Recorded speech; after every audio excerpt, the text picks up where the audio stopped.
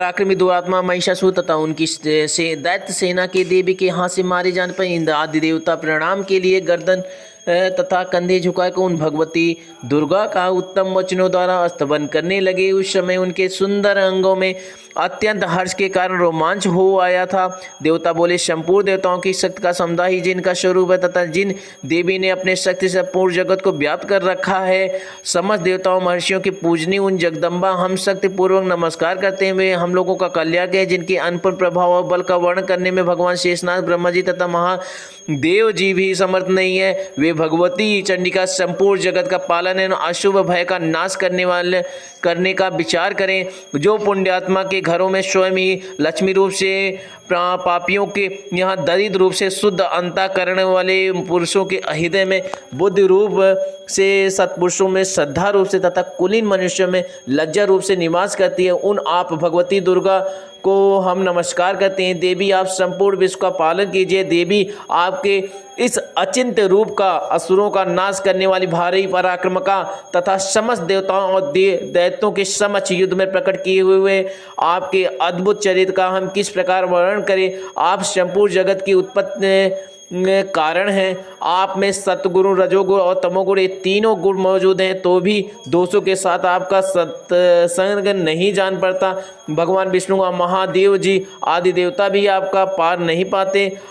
आप ही सबका आश्रय हैं। यह समस्त जगत आपका अंशभूत है, क्योंकि आप सबकी आदिभूत अव्यक्तता परा प्रकृति हैं। देवी, संपूर्ण यज्ञों में जिसके उच्चारण से सब देवता तृप्ति लाभ करते हैं, वह स्वाहा आप ही हैं, जिसके अतिरिक्त आप पितरों की भी तृप्ति का कारण है। अतएव सब लोग आपको स्वधा भी कहते हैं। देवी, जो मोक्ष की प्राप्ति का साधन है, अचिंत महाव्रत स्वरूपा है, समस्त दोषों से रहित जितेंद्रीय तत्व ही सार वस्तु मानने वाले तथा मोक्ष की अभिलाषा रखने वाले मुंजन जिसका अभ्यास करते हैं, वह भगवती परा विद्या आप ही हैं। आप सद स्वरूपा हैं। अत्यंत निर्मल ऋग्वेद, यजुर्वेद और उद्गीत के मनोहर पदों के पाठ से युक्त सामवेद का भी आधार आप ही हैं। आप देवी त्रय, तीनों वेद और भगवती छयों ऐश्वर्य से युक्त हैं।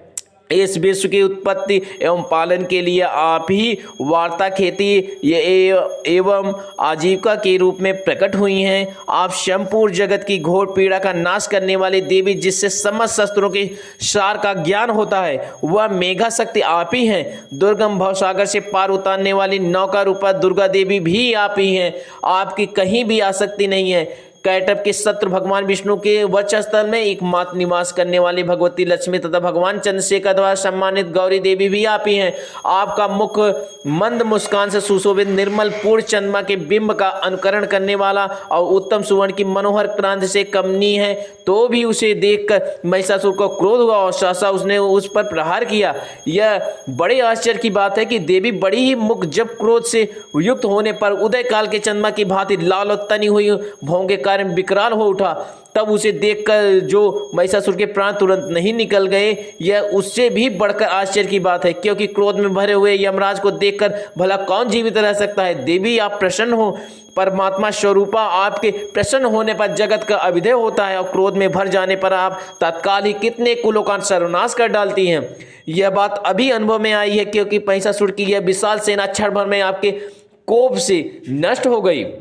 सदा अविद्या प्रदान करने वाली आप जिन पर प्रसन्न रहती हैं, वे ही देश में सम्मानित हैं। उन्हीं को धन और यश की प्राप्त होती है। उन्हीं का धर्म कभी शिथिल नहीं होता। वे ही अपने हष्टपुष्ट स्त्री, पुत्र और भृत्यों के साथ धन्य माने जाते हैं। देवी, आपकी ही कृपा से पुण्यात्मा पुरुष प्रतिदिन अत्यंत श्रद्धापूर्वक सदा सब प्रकार के धर्मानुकूल कर्म करता है और उसके प्रभाव से सर्वलोक में जाता है। इसलिए आप तीनों लोकों में निश्चय ही मनोवांछित फल देने वाली हैं। माँ दुर्गे, आप स्मरण करने पर सब प्राणियों का भय हर लेती हैं और स्वस्थ पुरुषों द्वारा चिंतन करने पर उन्हें परम कल्याणमयी बुद्धि प्रदान करती हैं। दुख, दरिद्रता और भय हरने वाली देवी, आपके सिवा दूसरी कौन है जिसका चित्त सब प्रकार करने के लिए सदा ही दयाद्र रहता है। देवी, उन राक्षसों के मारने से संसार को सुख मिले तथा वे राक्षस चिरकाल तक नरक में रहने के लिए भले ही पाप करते हो, इस समय संग्राम में मृत्यु को प्राप्त होकर स्वर्गलोक में जाए। निश्चय यही सोचकर अपने शत्रुओं का वध करती हैं। आप शत्रुओं पर शस्त्रों का प्रहार क्यों करती है? समस्त असुरों को दृष्ट मात्र पात्र से ही भस्म क्यों न कर देती?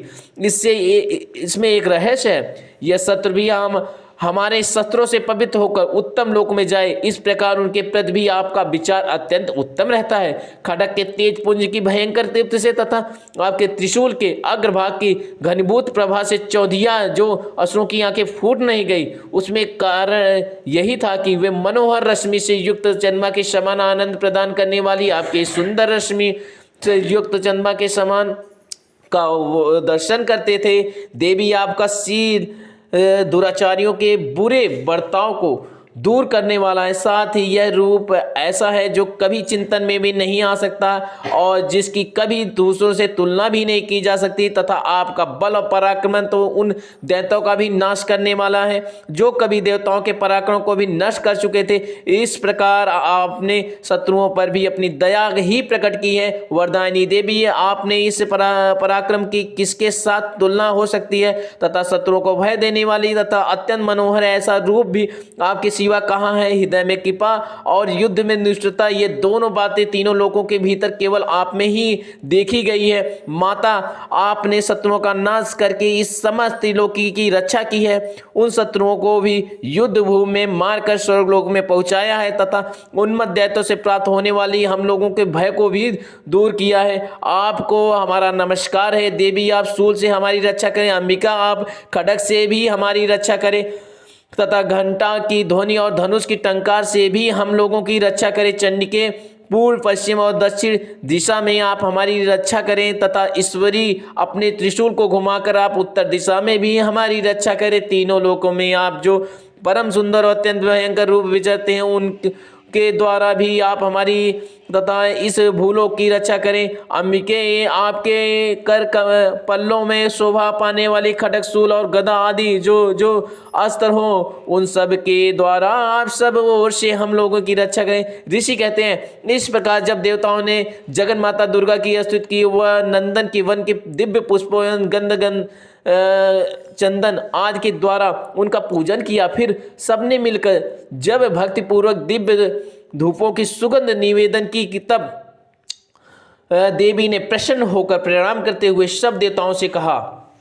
देवी बोली, देवताओं, तुम सब लोग मुझसे जिस वस्तु की अभिलाषा रखते हो उसे मांगो। देवता बोले, भगवती ने हमारी सब इच्छा पूर्ण कर दी है, अब कुछ भी बाकी नहीं है, क्योंकि हमारा यह शत्रु महिषासुर मारा गया। महेश्वरी, इतने पर भी यदि आप हमें वर देना चाहती हैं तो हम जब जब आपका स्मरण करें तब तब आप दर्शन देकर हम लोगों के महान संकट दूर कर दिया करें तथा प्रसन्न मुखी अंबिके, जो मनुष्य इन असुतों द्वारा आपकी स्तुति करे, उसे वित्त, समृद्ध और वैभव देने के साथ ही उसकी धन और स्त्री आदि संपत्ति भी बढ़ाने के लिए आप सदा हम पर प्रसन्न रहें। ऋषि कहते हैं, राजन, देवताओं जब अपने तथा जगत के कल्याण के लिए भद्रकाली देवी को इस प्रकार प्रसन्न किया, तब वे तथास्तु कहकर वहीं अंतर्ध्यान हो गई। भूपाल, इस प्रकार पूर्व काल में तीनों लोगों का हित चाहने वाले देवी जिस प्रकार देवताओं के शरीर से प्रकट हुई थी, वह सब कथा मैंने कह सुनाई। अब पुनः देवताओं का उपकार करने वाली वे देवी दुष्ट दैत्यों तथा शुंभ निशुंभ का वध करने वाली एवं सब लोगों की रक्षा करने के लिए गौरी देवी के शरीर से जिस प्रकार प्रकट हुई थी, वह सब प्रसंग मेरे मुंह से सुनो। मैं उसका तुमसे यथावत वर्णन करता हूँ। इस प्रकार श्री मार्कंडेय पुराण में सर्वांगी मनवंतर की कथा के अंतर्गत देवी महात्मना में शक्रादि स्तुति नामक चौथा अध्याय पूरा हुआ।